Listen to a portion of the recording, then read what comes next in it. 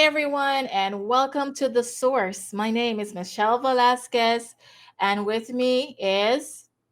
Hi, everyone. It's Tamika Tomlinson. We are so glad that you are here today. We have a wonderful program in store, right, Michelle? Yeah, we're very excited. We're talking about dating. Where are all the Christian men? And we have our females coming to share their perspective, and we will have our males sharing their perspective on the topic. That's right. But before we begin, let us have a word of prayer. All right, let's pray. Dear God in heaven, thank you so much for blessing us with this day that we can worship you, we can talk to you, and we can just have a conversation and learn more about how and what you expect from us. As we start this conversation, we ask you to join us and to send your Holy Spirit to fill our hearts with your wisdom. In Jesus' name we pray, amen. Amen. So let's get right into it. I hope you guys are doing really good with the sun coming out and the place warming up. It's really feeling so much better. Time to go outside and enjoy the outside air. Today, the topic on the source is going to be dating. Where are all the Christian men? That's what we're talking about today. And we hope that you are able to listen in and share this link to someone else so that they can join the conversation about relationships and dating. Yes, Michelle. So this is a hot topic, right? When Sure it comes is. to dating, and it doesn't matter what age you are, whether you're a college age or sometimes older, up in your 40s, 50s. This is always a discussion that is on everyone's mind, or a lot of people's mind at least. And we have some guests with us today that we'd love to bring in. So today we're going to actually get two perspectives: the female perspective and the male perspective on this topic. And our first guest this evening, we want to bring them in. First off, we have Junie Fortune with us. Hi, Junie. Hello. You want to share something about yourself? Tell our audience a little bit about Junie and maybe something fun that you like to do. Absolutely. Good afternoon, everyone. My name is Junie Fortune. I am from Pleasantville, New Jersey, and I relocated to the Boston area about, I'd say, 4 to 5 years ago. Something interesting about me is that I am a rising pianist. I am a singer. I enjoy singing and sharing my gift of music. All right. Awesome. It is good. Thank you for joining us on the source, Junie. We're happy to have you Thank, today. thank you for All right. having me.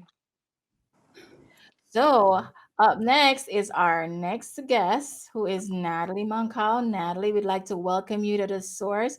Can you please share with us a little bit about yourself, what you do, what you love to do for fun? Sure. Well, thank you for having me. I'm Natalie Moncal, and I live in Washington, D.C. And currently, I lead the Economic Development Division for the town of Vienna in Northern Virginia. And for fun, when we are not in a pandemic, I do enjoy a great Sunday brunch with friends and family. Awesome. Awesome. Thank you for joining us on the source today. We hope to have a great conversation about dating. Who doesn't like to talk about dating? Very interesting topic, right? All right, guys. So we're gonna jump right in. I just want to tell everybody on the set today that this is not an interview per se. This is a conversation. So if you have something to say, feel free to jump right in and talk. So let's begin. And I'm going to start with my co-host Tamika. Tamika, we Yes. always start out the conversation. Tell me something that can you tell me, at least give me two things that you are looking for in a young man or a future partner? Okay. Well, the obvious, being a God-fearing man, of course, and two words come to mind: impressive and honest. and just someone who knows who they are, knows where they're going, and definitely 100% honest with not only themselves but with God. And I think that those two things are very important when you're looking for, someone to, be in a relationship with. Um, and so those are my two, two, two things. Okay. Those are pretty good. I would say pretty good um things to be looking for. A God-fearing person is important, right? That's number one. I like that. That was number one on your list. It's number one on most people's lists, I think. Yeah, when it comes to being a Christian, and yeah. Oh, okay, so we're gonna ask the same question to Junie and Natalie. Give us two things that you're looking for that are most Sure. important. I'll jump in. I'll just be an add-in to your top two, which I thought were really great, Tamika. But the other two I would add is you want someone that can navigate decisions well, because I think relationships are all about making different decisions, whether it's what we're going to have for dinner or where we're going to live.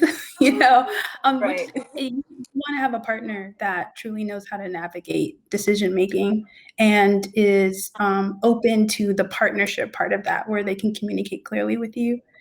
And I think the second one is I'm just looking for someone that I can truly be myself with, that I feel like they can fully see who I am as a Black woman, as someone who comes from, Caribbean parents. I want to be able to feel like I can be my complete whole self with that person and enjoy their company. So that would be my additions to yours. 100%. Yes. Good I like point. I it. love the fact that you said you want somebody who you can be yourself around because that is so important. So important. If you're not able to be yourself around the person, then that's going to be a tough relationship. So good one. For me, my top two qualities are obviously God fearing and confident. I think confidence goes a long way. One of the signs to me of mental, emotional, and spiritual maturity is someone who is just sure of who he is in God, who he is as a man, and just understands what his purpose is. All of those things to me make up for a confident person, whether, a man or a woman. If you know who you are in God, it goes such a long way. You don't have to explain yourself. And then being yourself becomes so much more natural. Absolutely. And a lot of times in relationships, people lose themselves because they're trying to fit into someone else's ideal of what they should be. And then you get lost in that relationship. Um, but what are some of the challenges that single women face? And I know there are many in finding the right person in the church today. Let's shed some light on that. What are some of those challenges? Whew, man, that's heavy. There's a lot. There's a lot of challenges. And maybe some of it comes from because there's so much pressure. Sometimes I feel like there's pressure from parents who are like, okay, you spoke to the boy, now is he gonna be your husband forever? And it's like, I just Yes. talked to him for 5 seconds. I'm just getting to know him. And I think sometimes we're missing the point of getting to know people, being friendly, and not having so much pressure on making this the forever person in your life. You know what I mean? Um, I think that depending on the age you are, especially, it seems like that gets in the way because sometimes it feels like some men are not ready to go that distance, at least not immediately. And it would be much more, I think, easier if you develop that friendship and that relationship with them without the pressure of this is your forever, right? Um, and I think that the fun in dating has been taken out of it all. And yeah, it just feels like it's heavy at this point. And so I would like to reintroduce just a very hey, I just want to get to know you. Let's hang out, let's have a good time, and let's see, over time if there is a there. I do think that would help a little bit in terms of the men I'm meeting in church today. Seems like they're just like, oh no. Did you say marriage? I gotta go. Mhm. And I kind Yep, of tell want me about it. I want to circle back a little bit. What is dating? Because I think we probably need to define what that is first, and from a Christian perspective specifically, what exactly is dating? Michelle, you're the married one here. Put you I on would the say spot. it's pretty much a search to find the right person that you're looking for. So you are spending time with someone, you are having conversations with them, you are looking at them and how they respond and react to different situations. You are seeing how they are with their family. You are watching all of those things. All of that is a part of dating. And I think a lot of times people think dating is just going out to dinner or having fun, going on a fun activity and having fun, and that's all there is to it.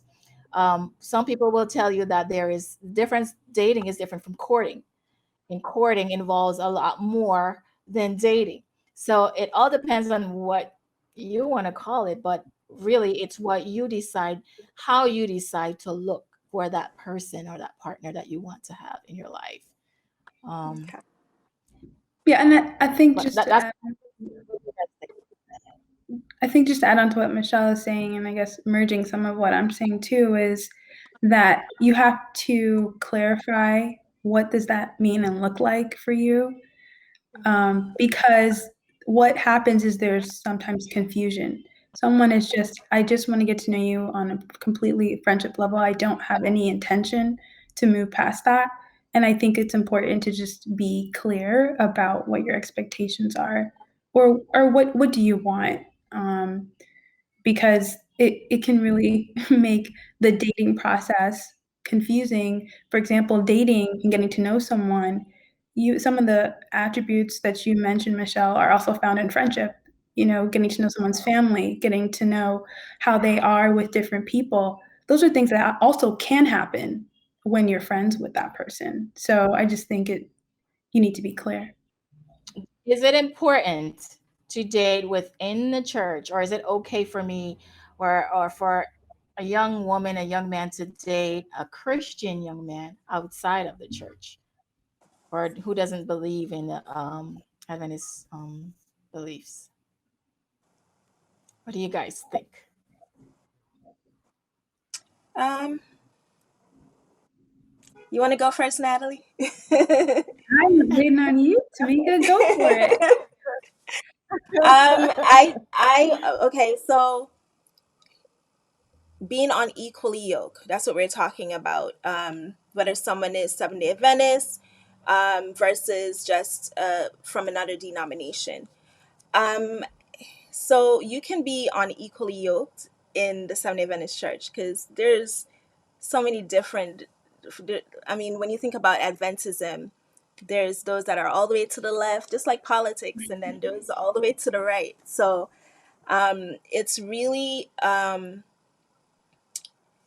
finding someone that is true to what they believe and just making sure that those are the same things you believe, that you're heading the same place.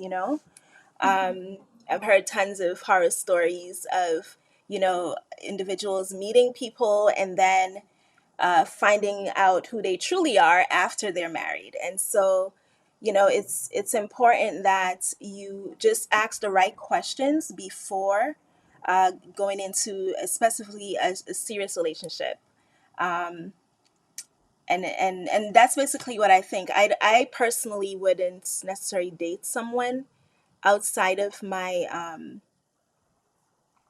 denomination because when you've done something before, you learn from those experiences, and so it's just easier to find someone that has the same values and belief system that you do, especially now. We're becoming more and more secular as we speak, so it's very important to me to find someone within my denomination. Yeah. Natalie, you agree with me? Tough one, right? Yeah, I would It's a say tough I one. agree. I agree with most of what you said. I do think before Adventism, I label myself as a Christian. So I do think, like you said, people can have the label of the denomination, but then how they actually live out their faith is completely different from how you probably have lived out your faith. And so the compatibility is really in the actions and the words that come out of their mouth as you're getting to know them. And that's even if the person says that they're Adventist. I think you just need to make sure that there's compatibility there in your beliefs and values, and not just from a perspective of I respect what you believe, but I also share what you believe, which is very different. So that's what I'm looking for in the next person. If they share the same values, share the same faith system, and how I live out my life as a Christian. I want there to be compatibility there. Yeah. Interesting I the way you really said like it. the way you put that. Yes. Yeah. Which brings me to our last question before we bring the guys in, and that is, so if we are looking within our own faith system to find that someone, where are they? Because when we look in our churches, we don't have a lot of young single Christian men. So why is there that lack? What is causing that? And where can we find these Christian young men to be in the churches? Why do we have situations where you would have a lot of women in the church, but not a lot of men?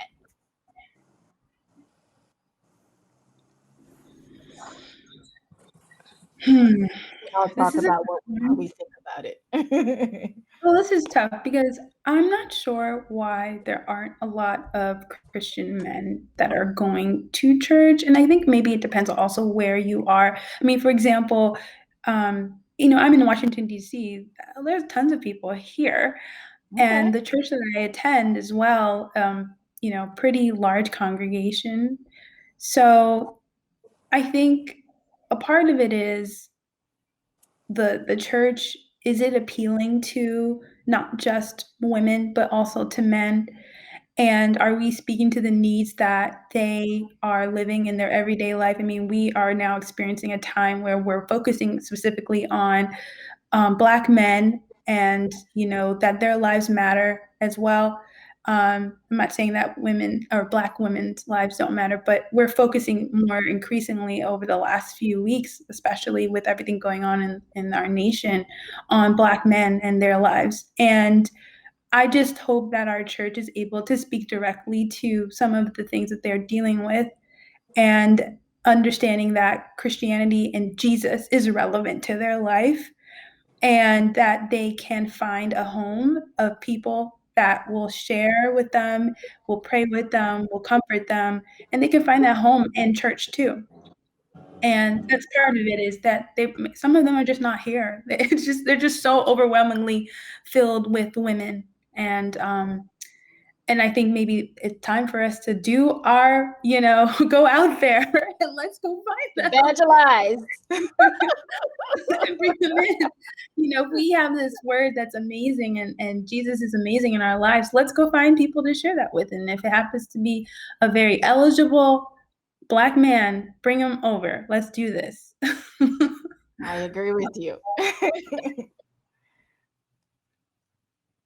Can't hear you, Tamika. Oh, I kind of want to ask one question to Natalie before she head out. When it comes to approaching a man for a first date, what do you think?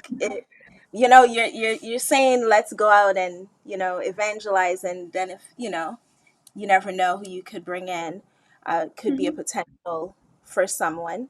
Um, what do you think about approaching a man for a first date? A woman doing that, not necessarily you, but Yeah. Um, I'm in the middle on this. I think it depends on the opportunity.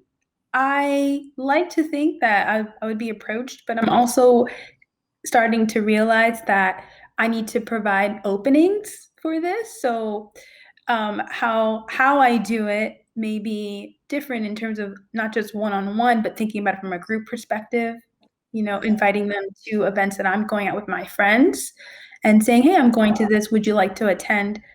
I will reserve the one-on-one time for them to kind of approach me, but I think I would be more open to saying, I'm doing this with friends, and I would, would you be open to coming with me? Okay.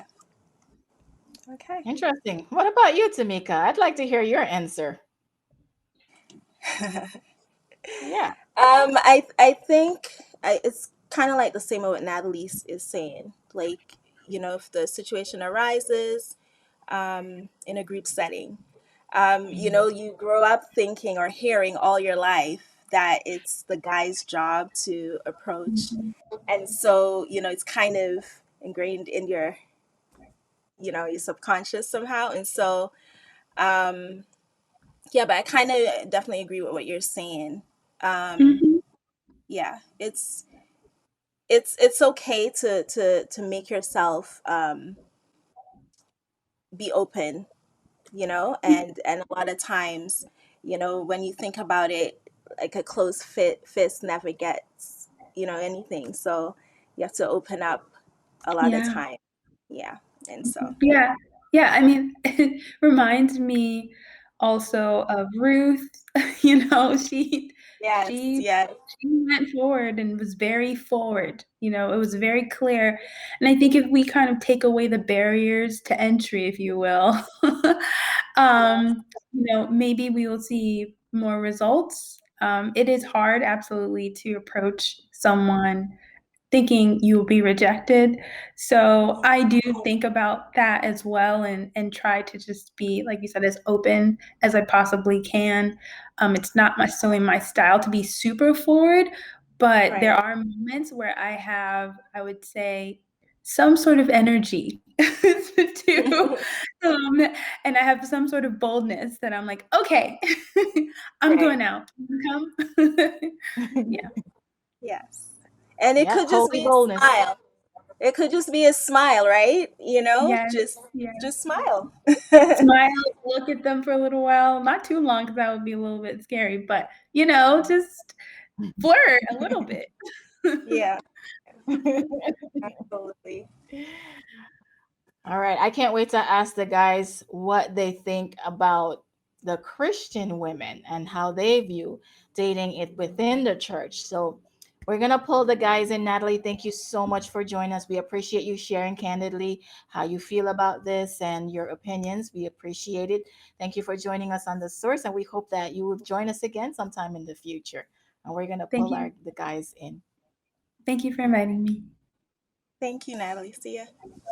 So when we come back, we are going to hear from the guys to hear their perspective about this topic.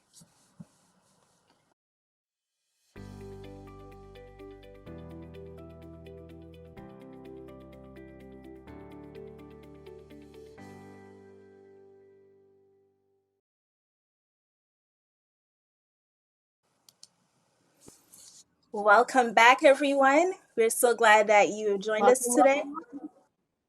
Yes. So the conversation continues. We just heard from some ladies who came on, their perspective on dating and dating within the Christian faith. And this time around, we have the guys. We're talking to the guys. We just spoke to the women. We're talking to the men. And we're going to welcome our guys onto the source. First of all, we're bringing in Cordell Domer. Cordell, thank you for joining us on the source. Please tell us a little bit about yourself and what you like to do for fun. Thank you for having me first and foremost. I always like to be on here and to drop some nuggets. Things I like to do just in general. I like to study the Bible. I love to read. That's my creme de la creme of things to do. Besides that, anything that is physically strenuous in terms of hitting the gym, hiking, or travel at an adventure, anything that's going to be new, I love to do. If I have to come home and shower after I do it, I love to get it done. So intellectual and physical, they come together. So those are the things that, encapsulate, what I like to do. All right. Awesome. Sounds great. Welcome to the source. Thank you. Next, we have Patrick. Hi Hi, guys. Patrick. Hi guys. Tell us a little about yourself and, what you like to do. And welcome to the source. Well, it's a pleasure being with you. Cardell sounds like my brother from another side, where I'm an outdoor person by nature. I enjoy traveling. I'm just patiently waiting for this pandemic to pass, to be on a plane again.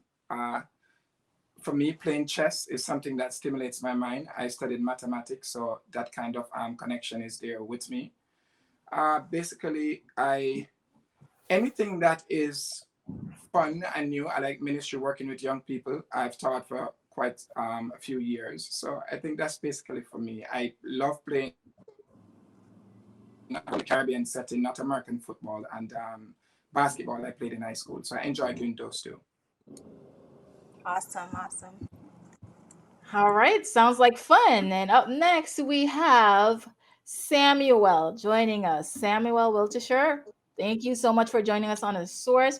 Please tell us something about yourself and what you like to do for fun. Well, I'm a singer, I like to sing. I like to sing songs of praise for the Lord.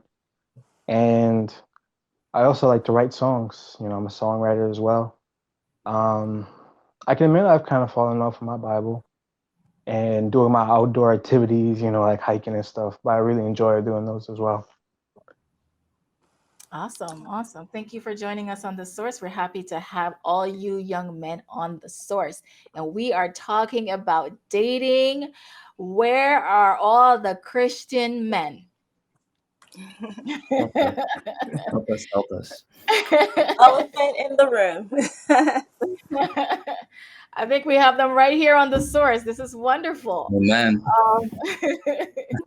We spoke to the ladies earlier, and we want to throw the question out to you guys as well. What are some things that you guys are looking for in a young lady, future spouse? What are some things that you might look for while dating? So feel free to jump in. Anybody?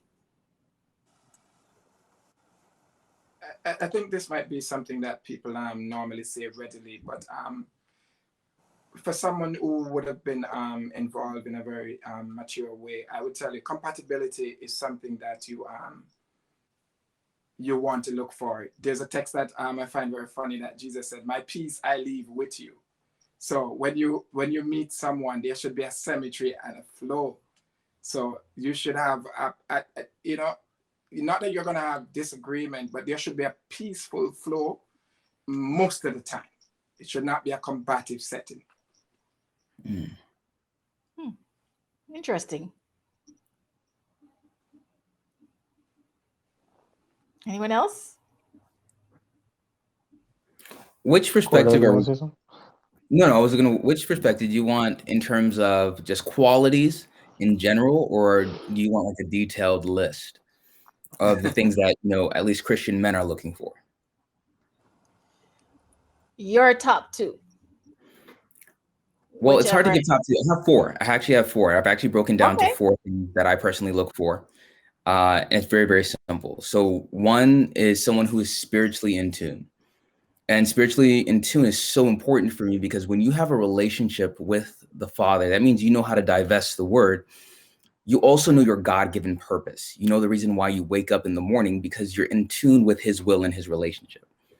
And that is, like the quintessential thing for me, that you could be the most beautiful person in the world, but if you do not have a relationship with him, you've missed it.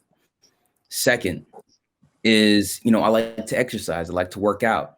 And so I say it like this: if I'm trying to be the best me, in terms of health, it says sickness and health, but we want to be, focusing on health, someone who is at least physically active, who cares about their health, cares about their diet, cares about the longevity, and does not live in moments. And moments means it's awesome right now. So those are like the two things. And then last one, someone who has, career ambitions and goals, that, like I said, the reason why you wake up in the morning, but you're pursuing something where I can see why my purpose and your purpose interline. I think what happens now, there's a lot of people who get together because they get along, but they don't know how their purposes get along together. And so they end up in a house relationship still divided because you don't know the mission that you guys have together. Same where Adam and Eve came together with the same mission to take care of the garden. The same thing I'm looking for is like, what are your talents and your gifts? How can those go with what the Father has shown me in the vision that he's given me? So those are like those things. And the last thing is, how do you treat people? If you talk badly about your friends, I know you're going to talk badly about me. And so the way in which you treat and respect people, that's my 4 things. Wow. Interesting. All right. This is getting pretty deep in here. All right. Samuel, please share your. Well, what I look for is, of course, the having someone who is beautiful inside and out. That is important, as but more so inside. Like if she's a kind person, if she's willing to give her all for not just herself but for other people, and like, man, there's so many good qualities that that we should look for, and it's like it's really difficult to just put it into just a couple nice little neat boxes. But really, like, if she's kind, if she's generous person, but also at the same time knows her worth and does not take nonsense from anybody, because our time on this earth is limited, it's short, and if you're wasting your time on people who are just doing unnecessary things in your life, like taking advantage of you, and just being unpleasant to be around, and to just spend time with, that's precious. Time is the most precious thing, and our families are the most precious, but of course God comes first.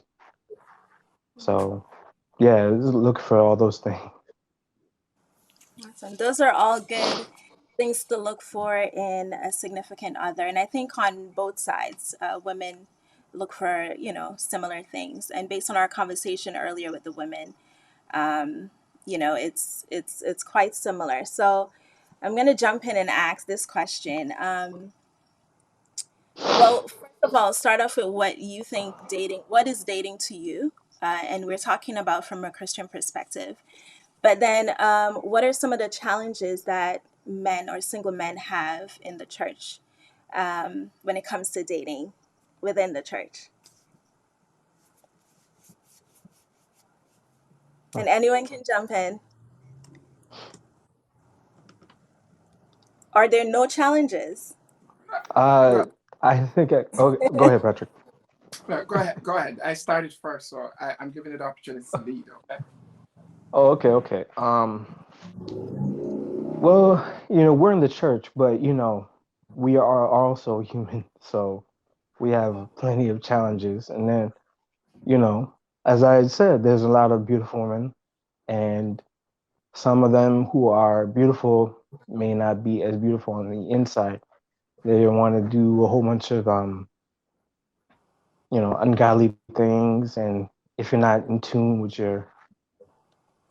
with God, first and foremost, then it's much easier to fall into something like that than if you're like, you're centered with God. And also, you can go out and you can cause someone else to fall, and sometimes if it's sometimes it feels like it'd be pretty easy to lose that connection with God, because once one thing gets in the way, then it's much easier for a whole bunch of other obstacles to make its way in, and next thing you know, it feels like there's a whole, like, a million things between you and God, and you just gotta center yourself, calm your mind, eliminate a lot of distractions, and sometimes that could be these women out here, man, you know what I'm saying? Hmm. I think for me, I think Cardell mentioned that Adam and Eve were placed in a garden. I believe in grow and glow. You know, you have a situation where you come to church, you don't necessarily are going to be in a dating frame of mind because you come to worship. If you don't get the opportunity to interact outside of that, then you wouldn't necessarily have a good setting, because when someone is worshiping and focusing on their spirituality, I don't think they're really interested in you when they are interested in Jesus, so to speak. Just to make it that way. So you have to extend yourself, whether it is a church social or some outdoor activities or outreach.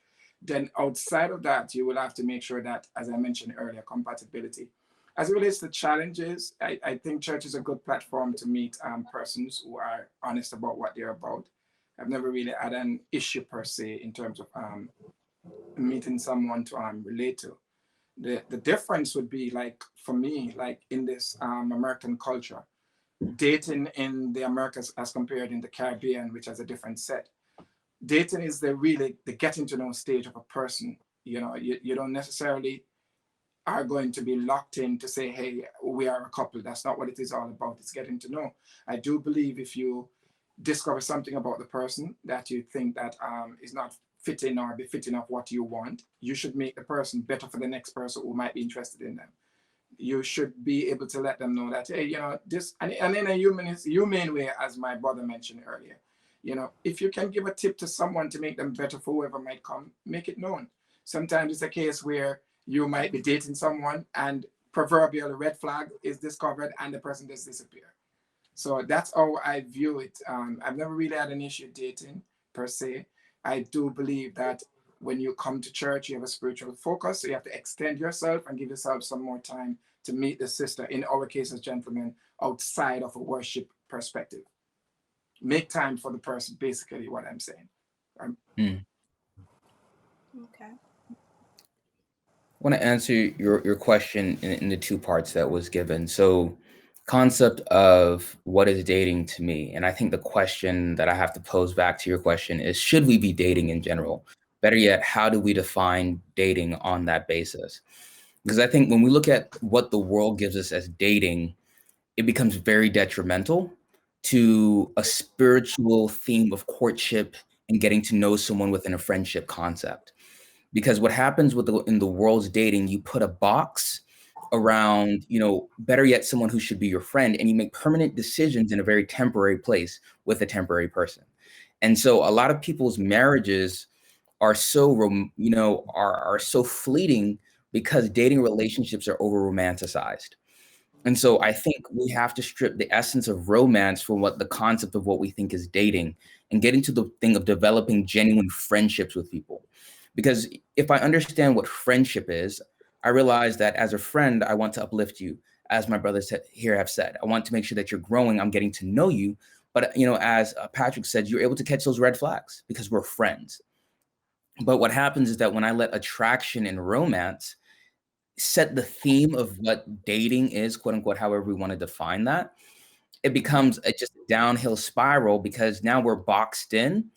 And because feelings are going, you're not really thinking. You're missing the red flags. You're missing the environment by which we're supposed to actually be in. So I think, drawing that fine line in between getting to truly know someone, having, going out, hanging out, and taking the romance outside, not doing nice things if I like you, but understanding this over romanticized physical relationship, it has to have its presence within marriage.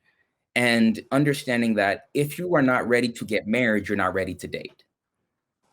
And I think when you're on that path as being more stable as an individual, realizing, hey, you've got your grit together, your spiritual life together, you have your ambitions, your career together, then you realize, hey, now I can go into the market. I can start dating people. I can start getting to know, because I realize, hey, I know what I'm looking for and I know where I'm trying to go, and that is marriage. And so I think that's where I have to define it for myself, because it makes me more intentional in dealing with people. On the other side, the challenges of dating within the church. I think the challenge of dating, I cannot put it on someone else. Speaking from a male perspective, it's what is being a man in the first place. because I think the essence of why we're having trouble with dating, because men don't know how to be men.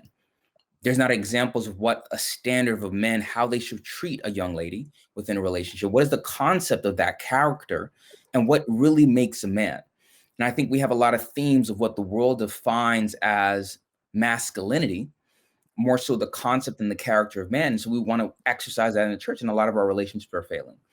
But, for me, as at least the challenge is, what is that to be a man? And the thing that I've found is when you see, love is patient, love is kind, and in 1 Corinthians 13, if I have it correctly, and they're going through what love is, it says, when a boy becomes a man, he puts away childish things. And he puts it in the context of love, that a boy is caring about self. He's caring about what the world tells him in, but a man, character-wise, knows how to love. And I think if men knew how to love, they understood their purpose, they understood the reason why they wake up in the morning, there will be less challenges in dating relationships, because the women who are seeing these men will realize that they have a safe space to know that there's someone who's going to lead in the right path, better yet, closer to the Father above. Great answers. I mean, I really want bring it back to just finding these young men inside of the church to date. That is a challenge for the women on a whole. And I would like to know, are you guys seeing that men are choosing to date outside of the church? They're looking outside to find their partners, or maybe even if maybe they're not serious, but they're going outside and they're dating, and then the women are in the church, maybe waiting for them to decide that I'm going to choose you. And then in that process, they decide to just go out themselves. I'm seeing some of that. I'm not sure if you guys are seeing that happening. Why is that happening? I think one of the things that we have to play, we can't ignore, is the fact that we are human beings and there's a natural side to us. As much as we are in a spiritual setting within a church format, you have to understand the dynamics where when you meet someone outside, and I'm not necessarily encouraging that it should be, so let me get that straight. If you meet someone at the park, there's not necessarily there's any John 3:16 or Jesus said so and so. There's a natural flow, there's a natural talk. When you meet someone in church, you have to make sure that you don't ignore that dynamics, because Adam and Eve were so sold on God, but they both decided to bite the apple. So I'm just making that aware. So you have to have a natural correlation that is more than just spirituality. And as Cordell said, it can't be on the other side where it's just physicality. There has to be a balance as it relates to relating to sisters in the church. I firmly believe that if people get the opportunity to spend more time outside of the primary context and purpose of church, you can have some difference there. But if it's just a casual seeing you during Sabbath school or during divine service and AY, that's not sufficient enough for you to establish if this person. You have to go outside of the context. Now, am I willing to do that? That would be the viewpoint of both persons. And I would say, as men, make yourself presentable. Not because the lady is a Christian girl, you're going to just come. In Jamaica, we would say just like a stoplight. Cordell mentioned that Adam was placed in a garden. A garden is a beautiful place to be. So you have to make sure, as it's part of the garden, is to grow and to glow. Make sure, not just in an academic way that you're ready, but make sure that you understand what the feminine gender is about, what they're looking for, because their needs are to be important to you. And as you rightly said, you have to know what it is to be a man. Dating for me personally doesn't necessarily mean that it's going to end up to say, I have to get married to this person, but it's an attempt in getting to know the person, which can eventually lead to that. Just to piggyback on that, I think Patrick made an amazing point. Understanding what men want and understanding what women want. There's a really fine line between the nuances and differences of the way in which the female brain works and the way in which the male brain works. And we're listening to a book by this doctor from Yale. She studies, she's a psychiatrist, and she studies the brain and understanding what males are looking for and what females are looking for. And, from a more woman standpoint, and you can tell me, because you guys are women, tell me this wrong, looking for that stability as a man who is able to be a provider of sorts, who has a solid frame in terms of where he's going. And the reason why I said there's a lack of that within the church, and so it's easy for women to be looking for that and having to settle, because a lot of men these days do not know what it is to be a man. They do not know how to walk on purpose, though the heavens fall. Ellen White makes the quote, the greatest want in the world right now is men who will not be bought or sold. That doesn't exist in the church. If we understand also the numbers, a majority of women go to church and there's not a lot of men.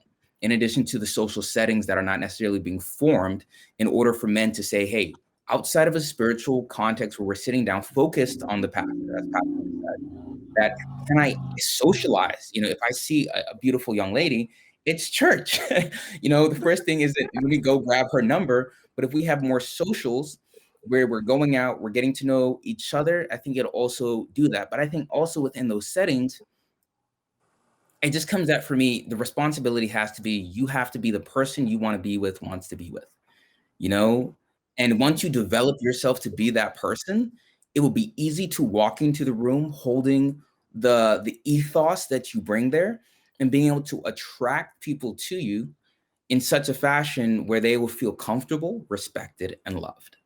I wanted to make a quick point. Both Patrick and Cordell, they made some great points, and so when it comes to church, and we're guys, we're men, we're trying to be, well, at least trying to be men, sometimes being adult, being a man, it's a lot more difficult, especially in this day and age, because a lot of us are going through that point where it's like looking to society, right? And like, what is a man really, when it seems like what a man is starting to become under attack, right? So, and it seems like, not to put it in a bad light, but it seems like the world is becoming in a more feminine way, which is all great. But it's like, to be a man, not toxic masculinity, but to know the right way of being a man and what it is to be that stable, that force that is like driving yet gentle at the same time, if y'all know what I mean. Mm-hmm. It's really hard to find. And as much as we want, it's hard, it's even harder to find in the church sometimes. Because not only is it doing all those things, but to be a man of God. And are we all Adventists here? Yeah. Okay, so yeah, it's like, when you even say church, is like, oh, like outside the Adventist church, we have people going outside the Adventist church trying to find that person, because it's like, Adventist, it seems like, growing up, it seemed like Adventism was so restrictive, and sometimes even finding that person inside the Adventist church, it seemed like there was so many rules, to where it's like we would look at our sisters in the church and be like, I don't even know what I could do with you. It seems like if I even look at your direction the wrong way, it's like, we're gonna get struck. You know what I'm saying? I hate to put it, but sometimes growing up, Adventism was so restrictive. You're like, man, like after church was over, you're just like, I want to just go. I just want to get out of here. I just want to hang with my friends. I just want to do what I want to do. But now growing up, I'm seeing how it's a lot less restrictive and more preserving us from the things of this world, being in the world but not of the world.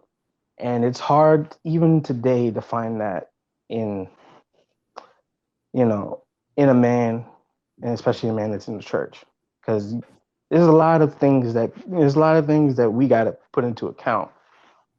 And man, sometimes we fall, man. And it's difficult.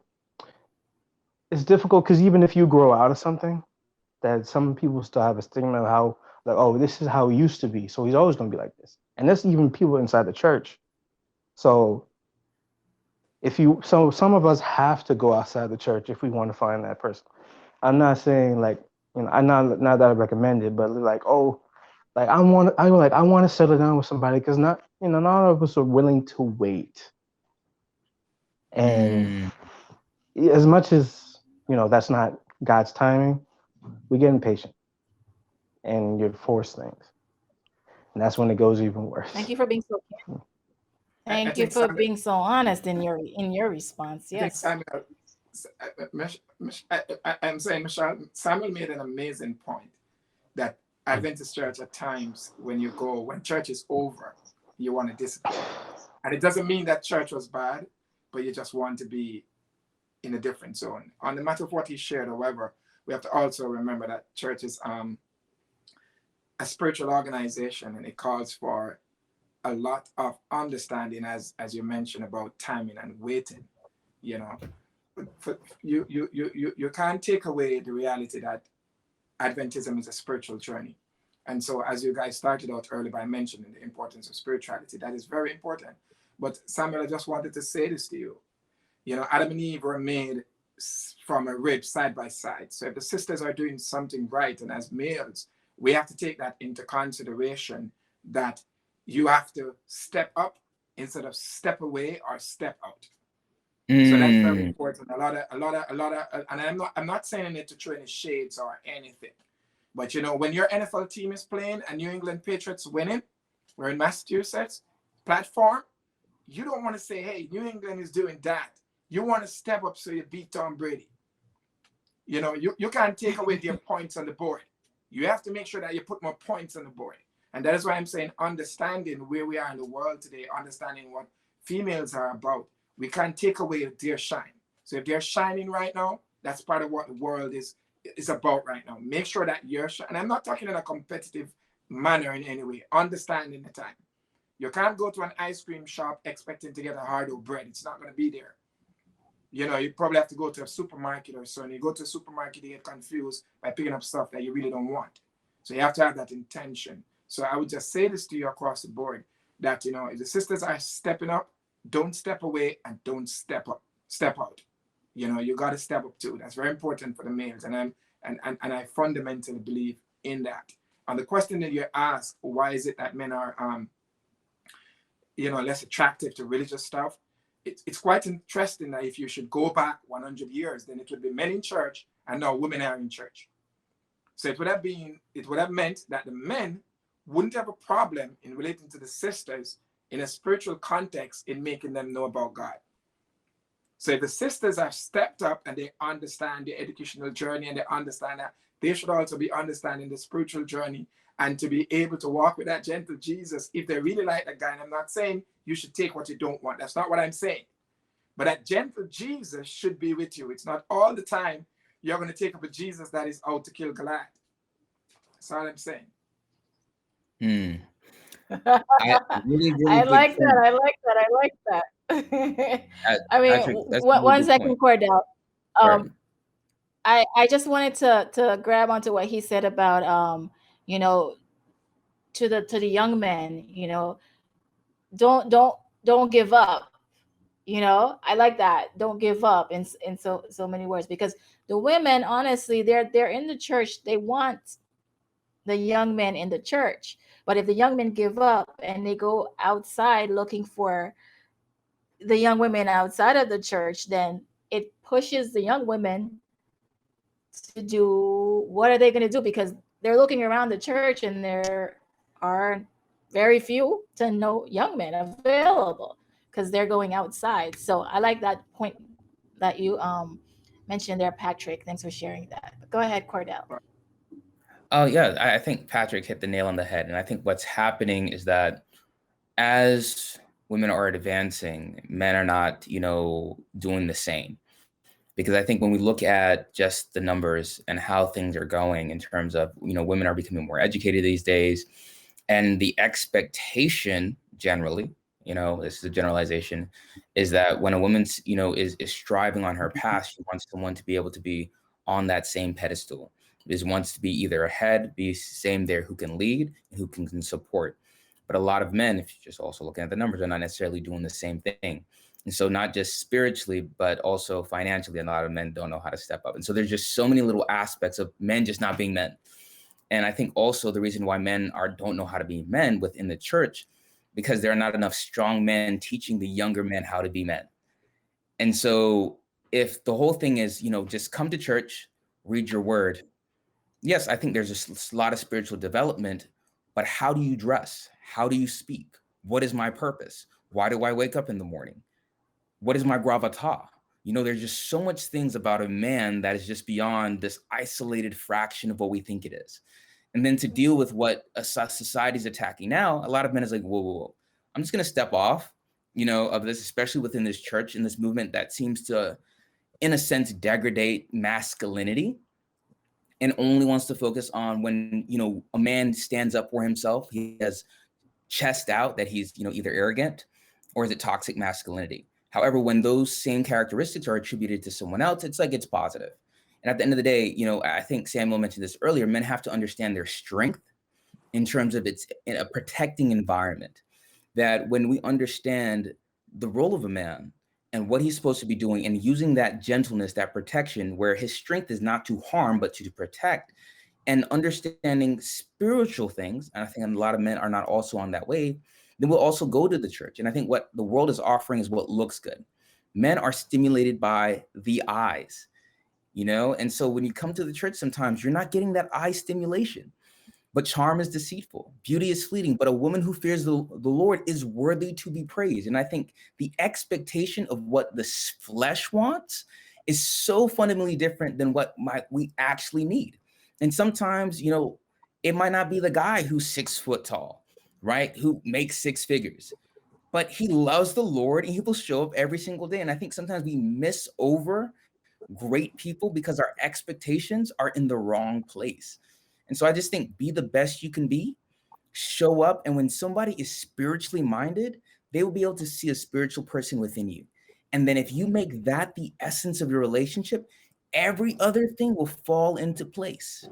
Wow. I know. Go ahead. It's a very important time. I like the discussion that you're having here. If you met Jesus on the day he was being tried on the crucifixion, that you'd reach a point where Jesus died. But what I like about female, especially the lady, as we mentioned in the Bible about Mary Magdalene, Jesus did something for her that was so overwhelming that when Jesus died and no one was around, she was the one who wanted to go to his tomb when he was dead. Remember now, when he was dead, to put spices on him. Now, I'm not throwing shades on the sisters. I'm saying, if you like a guy and you think that he's my quote unquote, I don't know what Mary Magdalene did or what Jesus did for her, but she was willing even when Jesus was dead. I want to see what's out there, what's happening with Jesus on that Sunday morning. And as Gordon rightly said, and I'm not saying you should step away or just step down. That's not what I'm saying. Amazing thing happens sometimes when both genders decide to work with each other, because it's an amazing boost to someone when you make them know that, listen, there's something that I see in you. It doesn't necessarily mean that the person is going to fall short to come to you. So I will always say this, it's a two-way street. Eve was made the last of God's creation. Adam was put to sleep. I don't know if he was awake when Eve was being made, what would he would have done. But the task is this: in a spiritual house, in a spiritual sense, where both genders are made of clay, there will be some shades and challenges that we will have to decide to work with. So if you have someone on the pulpit that is preaching, and we are the 3 angels, the perfection message, if you see something that is imperfect, you might not necessarily want to go that way. That's all I have to say. Can I make one last point? All right, guys, because we got to wrap it up. So make those points. Just one last point. One thing that's also is just, let me just be as I am. You see what I'm saying? I don't need to fix myself. Someone should just love me just the way I am, right? I'm not healthy. I'm not hitting the gym. I'm not trying to be my best me, but I expect the best someone else, whether you're male or female. And so the big thing I always say, be the person you want to be with. And so for the young man who says, I want someone who looks like this, I said, are you that? Have you been doing those things that are healthy? If you want to find a doctor, right? If you want to find a high performer, if you want to find someone who's educated, you have to be in educated places. You see what I'm saying? And so your space and your environment will sometimes determine the likeliness of those you meet. And so if it's like, okay, I need to go off to college, at an Adventist institution, you go down to Oakwood, you go down to Southern, you go down to Loma Linda, I'll guarantee you will find somebody who's on the spiritual path and who's growing to be that person. But when you go out into the world expecting to find spiritual things, it's hard to find it. I think you're Yeah, preaching. I know that one of the one thing we all had in common as the females earlier was that we are all looking for spiritual men. And like you said, I think both sides have to learn to work together, because there are men in the church that some women are just looking over, right? They're not looking in that direction, but they're there, they're available, they're godly men, but it's just not what they're looking for, and vice versa. So I think both sides have to learn from it. And also, men, it sounds like the men have to step up a little bit more. And if you're a strong man, God, you're a spiritual man, step up and help, the younger generation get to that point. There was one question I wanted to ask. Is it the man's responsibility to ask a woman out? Or in this day and age, does it really matter? Go ahead, Samuel. You wanna speak? I really wanted to answer this one. So growing up, right? We've been taught how women, their first toy is kids, is another human being. It's a little baby doll, right? Well, as boys, we get little action figures and all that, or the cars, right? So I feel like right off the bat, girls have been taught to be more responsible right off the bat. And so, not saying that, let me put it this way. I feel like if the relationship was to go better, that I feel like the female should make the first move, to me, because you see more of what you would like in a man. You see more of if a woman chooses who she wants to be with, because a woman is more desirable than men usually. At least that's what we see, right?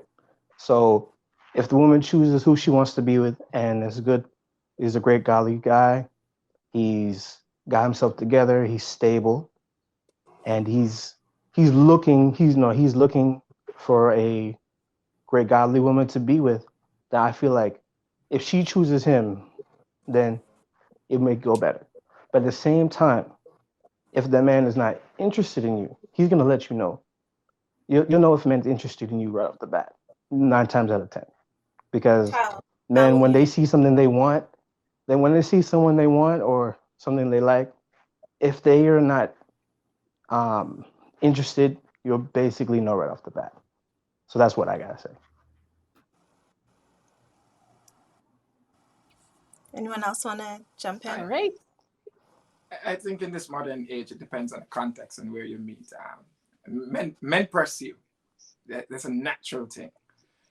Sometimes men pursue, and not in any way, not saying, perhaps if views have changed, I'm not taking away from what Samuel is saying.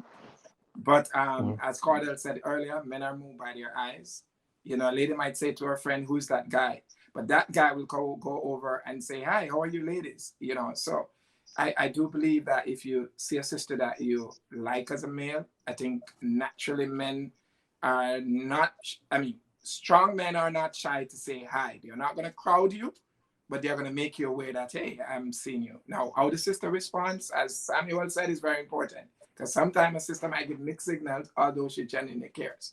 But I think personally, I just go the traditional route. If I see a lady that I think is attractive, and I'm going to say, I'm not going to go out my way to bulldoze my way, but I'm going to make her know that, hey, hi is hi. I think there's a fine line down the middle, because I think in today's day and age with social media, where everybody's sliding in the DMs, some people might like the more passive way to go about it. Sometimes the cold approach, a lot of men tend to get set down. So I think context setting, all those different things. But at the end of the day, I think I agree with Patrick 100%. As men, I think society has sometimes passive us, so much down because everything is so immediate online that it's like I can slide in the demons. If she's never responds, I'm totally caught. Good. For me, I just don't play that role. If I see you, I approach you, but I make sure that, I have the gravitas, I have the game, I know how to speak, I know how to approach, I make sure I look, I have the things that will present the message before I even arrive, that I am competent to do what I said I'm going to do. So before she sees me walking into the room, before I've even approached her, at least she can say, if he approaches me, there's a likeliness that she'll greatly respond. I think that's a lot of onus on the man. So my thing is that if you're not dressed well, you're not, you don't have your game, you're stuttering half the time when you're having a conversation, it all goes downhill. But if you look good, you're strong, you're confident about yourself, you have something to talk about because you're well read, well studied, and you're able to approach, have a strong conversation, ask a name, ask what she's doing, ask what she's about, and get a number, or more so be intentional. I think getting the number is very small these days. Be intentional to set up the date. Good evening, have a conversation. Would you like to go out to eat sometime? Would you like to blah, blah, blah? And just be very, very intentional, and you got to be direct. Got to. All right. Guys, we have been having this conversation and it's so good. It's so good to hear your input, your ideas, and your thoughts about this. And we're just out of time. But guys, this month we're going to be talking all about dating throughout the entire month. So we're going to be able to come back to this and talk some more about it in the future. And we are asking those of you who are watching to subscribe to our channel. Put any questions you have in the chat because we will still be able to answer it on the next show. If we don't get to answer it on this one, we'll answer it on the next show. Also, we're setting it up. We want guys to meet the ladies and the ladies to meet the guys. If you're a Christian young man and you're single, we are going to have an upcoming show with an after show. We're going to have our young people meet our young people. All right. So we just want to say thank you to our guests today, Cordell, Patrick, and Samuel. You guys have shared a lot. We are so grateful for all the nuggets that you gave us, the advice, and all the your viewpoint on this topic. Where are our Christian young men? You know what, guys? They're here. And if they're not here, we need to go out and bring them in because our sisters need some good Christian young men. Thank you for being a part of the show. And if you don't have any parting words to say, I would just leave by saying that God is love, and so love is still relevant. That's a good way to end. Thank you so much. Thank you, everyone, for joining the show today. We want to do a special thanks to all our guests who came by and left little nuggets that we are able to take with us. We pray that you will join us again for our next show. And Michelle, what's happening this month? Tell our viewers what's going on this month. Guys, I'm so excited because this month we're all month long we're going to be talking about relationships, dating, and all the ins and out about dating. So be sure to join us every session. You do not want to miss because we are bringing in our young men, we're bringing in our young women, and we're coming together. We're going to have an after show where they can actually meet and they can talk and get to know each other. Guys, we're living in a time where it's hard to meet someone because we're not even going to church. Some of us are not going to a physical church. We're watching church online. So we're giving you guys this opportunity to get to know each other better. So coming up, we have an idea. Meet and greet. Yes. I hope you guys can join us. And I hope you subscribe to our channel and share this link with somebody that you know so that they can be a part of the conversation. Thank you so much for joining us on The Source, where God is who we look to.